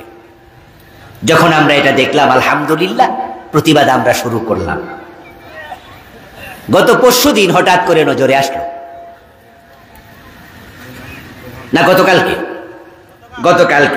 হঠাৎ করে নজরে আসলো ওয়ালটন কোম্পানি রূপান্তর নামক একটা নাটকে তারা ডোনেট করেছে। ওই নাটকে আমাদের বাংলাদেশি একটা ইয়াং ছেলে অভিনেতা জোবান, সে মূল চরিত্রে অভিনয় করেছে। চরিত্রটা এমন ছিল যে সে ছিল ছেলে, এক পর্যায়ে সে এখন লম্বা চুল রাইখা দাড়িমাড়ি কামাইয়া কপালের মাঝে টিপ দিয়া সে কয় আমি এখন থেকে মেয়ে। ট্রান্সজেন্ডারকে তারা প্রমোট করছে, টাকা দিয়েছে ওয়ালটন। এটা আমাদের নজরে আসার সাথে সাথে আমরা আলেম ওলামারা ফেসবুকে স্ট্যাটাস দিলাম, আমিও লিখলাম। ব্যক্তিগতভাবে আমি ওয়ালটন পণ্যের গ্রাহক। সবচেয়ে বড় কারণ এটা বাংলাদেশি কোম্পানি, কিন্তু ওয়ালটন যদি ইসলামের বিরুদ্ধে অবস্থান নেয়, এদেশের মুসলমানরা ওয়ালটনকে বয়কট করতে বাধ্য হবে। আমরা মনে করছি তারা কারো ফাঁদে ফা দিয়েছে, তারা এটা জেনে বুঝে করেনি। যদি সেটাই হয় আমরা ক্ষমা করব, ভবিষ্যতে পর্যবেক্ষণ রাখবো। অতটুকু লিখে যখন ফেসবুকে পোস্ট দিলাম, আলহামদুলিল্লাহ আমাদের সহযোদ্ধারা পুরা ফেসবুক গরম করে ফেললো।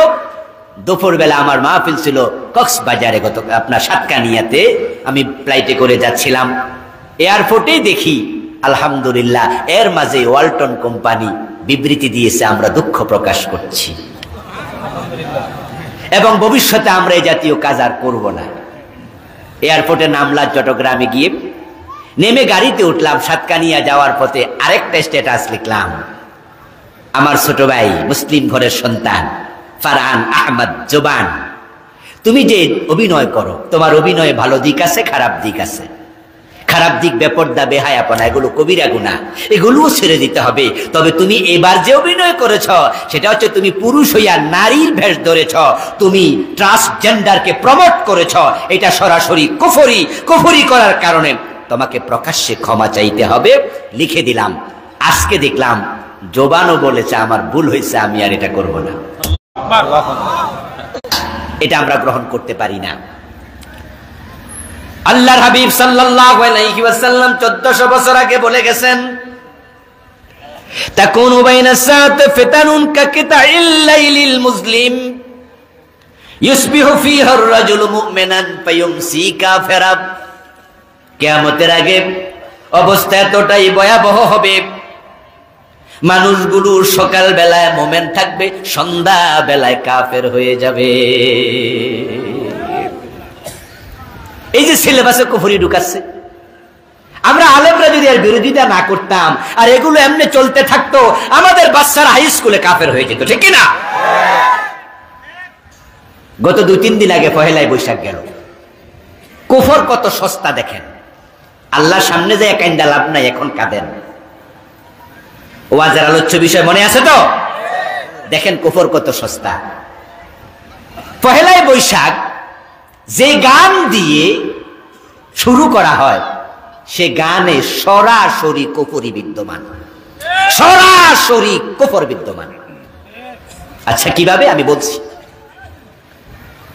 আপনারা জানেন যে বাংলা এ বর্ষ সন এটা কোনো হিন্দুর প্রবর্তিত নয়, এটা প্রবর্তন করেছে একজন মুসলিম যার নাম ছিল সম্রাট আকবর। কি নাম ছিল? কথা বলতে হবে, কি নাম ছিল? উনি কি ইহুদি, খ্রিস্টান, হিন্দু? একজন মুসলিম শাসক এটা প্রবর্তন করেছে। তাহলে পহেলায় বৈশাখ যদি উদযাপন করতে হয়, এটা কি হিন্দুয়ানি প্রথায় করা লাগবে? এটা কি হিন্দু প্রবর্তন করছে? এটা কি হিন্দুদের পহেলায় বৈশাখ? এটা কি তাদের সন? এটা মুসলমান চালু করছে। কিন্তু বাংলাদেশে এখন এটা শুরু করা হয় কবি রবীন্দ্রনাথের লিখা একটি কবিতা দিয়া, এসো হে বৈশাখ এসো এসো। সূর্য যখন ওঠে পহেলায় বৈশাখের প্রথম লগ্নে রমনার বটমূল, বটমূল বলতেছে এটাও মিছা কথা, যে গাছের নিচে বইয়া তবলা বাজাচ্ছে ওইটা হলো অসৎ গাছ। তাহলে কি মূল হওয়া দরকার ছিল? কিন্তু জাতিরে বুঝাইছি এটা বট গাছ। আরে কানারে হাইকোর্ট দেখায়। এসো হে বৈশাখ এসো এসো, রবীন্দ্রনাথের গানটা আপনার মোবাইলে আসবে, গুগলে দেখবেন কয়েক লাইন যাওয়ার পরে আছে, অগ্নি স্নানে শুচি হোক ধরা। আগুন দিয়ে গোসল করাইয়া জ্বালায়া পোড়াইয়া পৃথিবীকে পবিত্র করো। আগুন দিয়া লাশ পোড়াইলে গুনাহ মাফ হয়ে যায়, পবিত্র হয়ে যায়। এই জন্য হিন্দুরা লাশ পোড়াইয়া দেয়। এটা কি আমাদের ধর্ম বিশ্বাস না হিন্দুদের? মুসলমানের সন্তান এই গান গাইয়া পহেলায় বৈশাখকে আহ্বান করছে, অগ্নি স্নানে হোক শুচি হোক ধরা। ডাইরেক্ট কুফরি বাক্য মুসলমানের মুখে। আচ্ছা, এরপর কি হলো? মঙ্গল শোভাযাত্রা। ঢাকা চারুকলা ইনস্টিটিউট থেকে, অনুষদ থেকে দেখবেন যে আমাদের ইয়াং পোলাপান মাথার মাঝে হনুমানের ছবি, বাঘের ছবি, সাপের বিশাল লম্বা সাপ, তারপরে আছে সেখানে হাতি। এগুলো কি? খোঁজ নিয়ে দেখেন, প্রত্যেকটা হিন্দুদের এক এক দেবতার বাহন।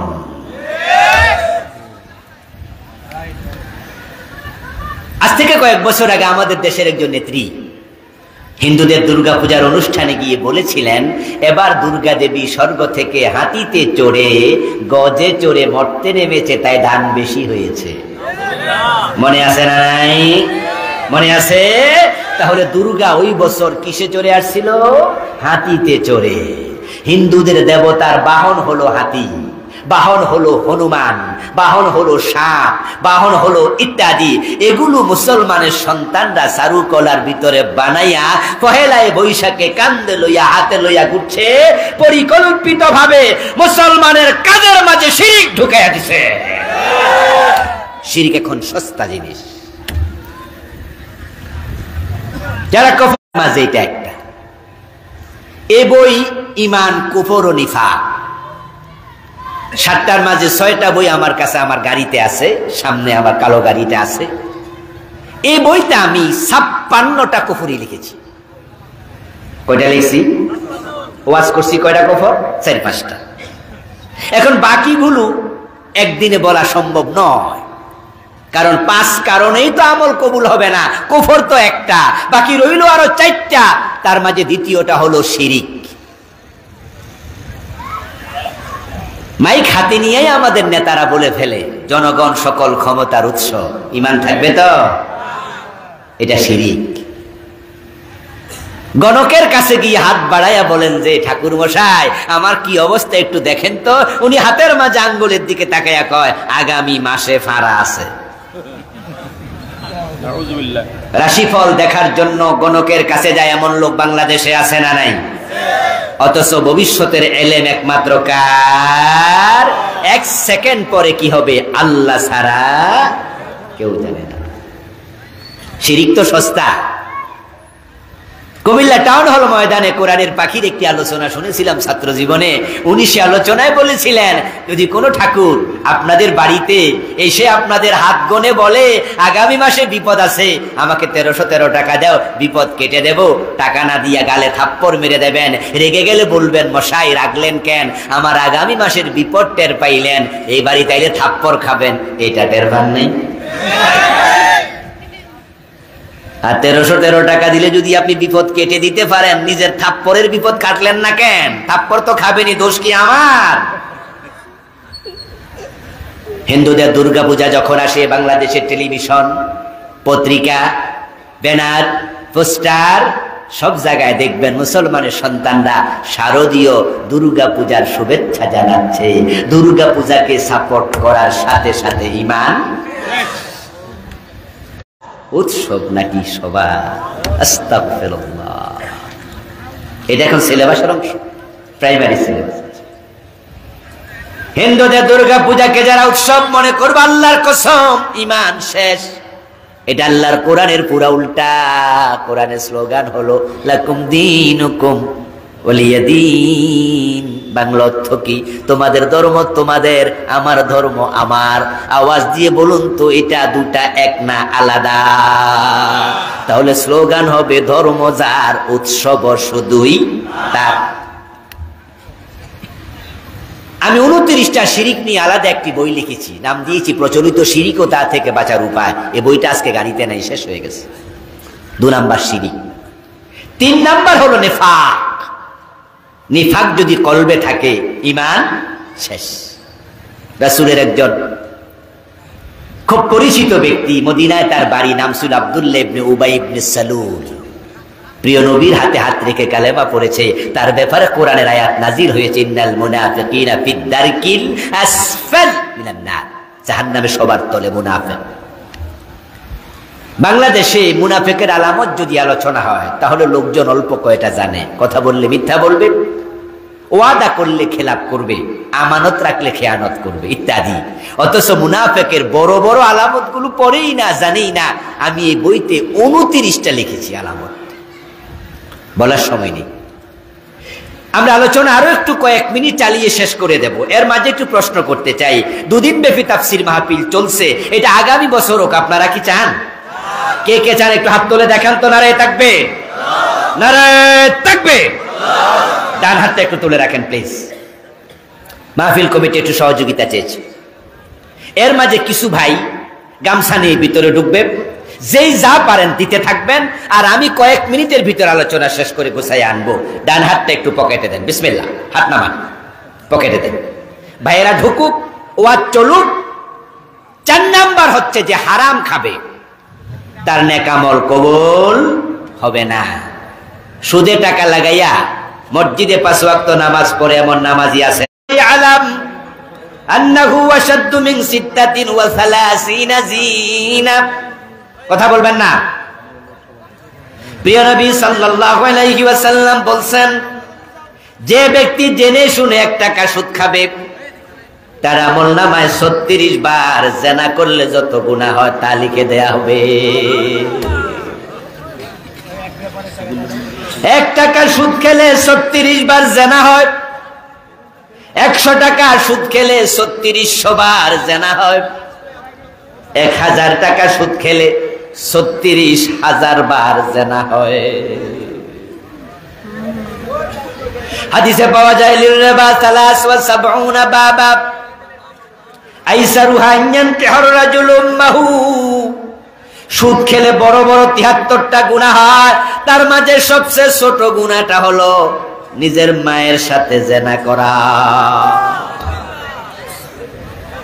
অথচ দোস্ত, আপনি সুদে টাকা লাগাইয়া জান্নাত পাওয়ার জন্য স্বপ্ন দেখতেছেন। যে হারাম খায় তার আমল কবুল হওয়া বন্ধ।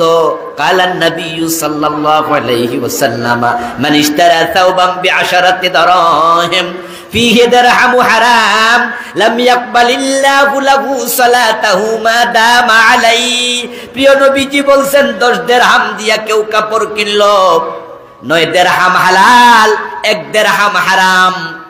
ওই 1 দিরহাম হারাম যদি ঢুকে যায় কাপড়ে, ওই কাপড় পরে যতই নামাজ পড়ো 1 রাকাত আর কবুল হবে না। হজ করতে গেছে আল্লাহর এক বান্দা, 2 হাত তুলে আল্লাহর কাছে দোয়া করছে কাবার চত্বরে দাঁড়াইয়া। মনে মনে ভাবছে, এখানে তো আল্লাহ ফিরাবে না, কত নবীর পায়ের ধুলি এখানে লেগে আছে। মুলতাজামে বুক লাগাইয়া দোয়া করছে, মনে মনে ভাবছে কত নবীর বুক এখানে লেগেছে, তার হিসাব নাই, আল্লাহ আমার দোয়া ফেলবে না। 2 হাত আকাশে তুলছে না, ফায়াদাইহি লাসামা ফায়াকুলু ইয়া রাব্বি ইয়া রাব্বি ইয়া রাব। ومطعمه حرام ومشربه حرام وملبسه حرام وغذي بالحرام فأنى يستجاب لذلك। সহিহ মুসলিমের হাদিস। প্রিয় নবী বলছে, হারাম খেয়েছে, হারাম কাপড় পরেছে, হারাম টাকা দিয়া বিদ্যুতের বিল পরিশোধ করেছে, পানি পান করেছে মোটর দিয়া পানি তুলে, রক্তে হারাম, মাংসে হারাম, কাবার ভিতরে ঢোকে দোয়া করো, দোয়া কবুল আর হবে না। সকালবেলা অফিসে গেছে, প্রতি সিগনেচারে 500 টাকা ঘোষ। এমন অফিস আছে না নাই? হ্যাঁ, টাকা নির্ধারণ করা আছে। বিশেষ করে যেখানে জমির দলিল হয় সেখানে বস অফিসাররা আছে, টাকা না দিলে সাইন করে না। এজন্য আপনারা দেখবেন জমিদারা লিখে বেন্ডার, ওদেরকে দেখবেন বলবে যে আপনার জমিনের দলিল ফি লাগবে মোট 2.5 লাখ। তা আপনি বললেন যে ভাইজান কোন কোন খাতে লাগবে একটু লিখা দেন, দেখবেন হিসাব দেবে অমুক খাতে টেবিলও লেখা, ওখানে বস অফিসাররা আছে, সিগনেচার করলে 500-1000 দিতে হয়। সকালবেলা যাইয়া সিগনেচার করছে আর পকেটে টাকা ঢুকাচ্ছে, এর মাঝে দুপুর হয়ে গেল, হাইয়া আলাস সালাহ, আযানের আওয়াজ, তাড়াতাড়ি কয় ভাই দিলে দেন, নয় মসজিদে যাইতাছি, সময় কম। ক্লায়েন্ট থেকে লইয়া আবার পকেটে ঢুকাইয়া মসজিদে গিয়ে খাড়াইছে, ইয়াকা না'বুদু ওয়া ইয়াকা নাস্তাঈন, হে আল্লাহ তোমার গোলাম হাজির, গোলামি করতে আসছে। আল্লাহকে গোলাম, পকেটে এগুলো কি? পকেটে হারাম টাকা, পেটে হারাম টাকা, তুমি গেছো আল্লাহর গোলামি করার জন্য। কান খুলে শোনো মুসলমান, হারাম খেলে আমল কবুল হবে না। 4টা চলে গেল। 1 নাম্বার কুফর, 2 নাম্বার শিরক, 3 নাম্বার নিফাক, 4 নাম্বার হারাম খাওয়া। 5 নাম্বার সর্বশেষ আলোচনা, বেদাত করলে আমল কবুল হবে না। প্রিয় নবী যে ইবাদত করে নাই, সাহাবারা যেটা করে নাই, সেটা নতুন করে করলে এটার নাম বেদাত। আর যে বেদাত করে তার আমল কবুল আর হয় না। বেদাতি কিয়ামতের দিন রাসূলের সুপারিশও পাবে না। বেদাতিকে প্রিয় নবী সাল্লাল্লাহু আলাইহি সাল্লাম হাউজে কাউসারের পানিও পান করাবেন না। কোন কাজ বেদাত? ছোট্ট 1-2টা বলি, রাগ করবেন না কিন্তু। বেদাত যদি আপনি করেন আমল কবুল বন্ধ। হাসরের ময়দানে গিয়ে দেখবেন আপনি বিপদে পড়ে গেছেন।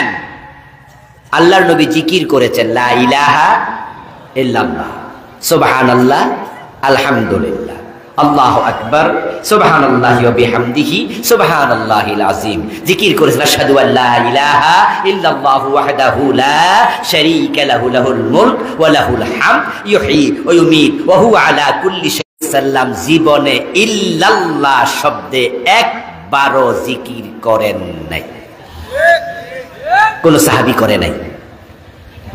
প্রিয় নবী 2 জন সাহাবীকে আযান শিখিয়েছেন। কজনকে? 2 জন, হযরত বেলাল, হযরত আবু মাহজুরা রাদিয়াল্লাহু তাআলা আনহুমা। 2 জনকে আযান শিখিয়েছেন। আযান শুরু হবে আল্লাহু আকবার বলে।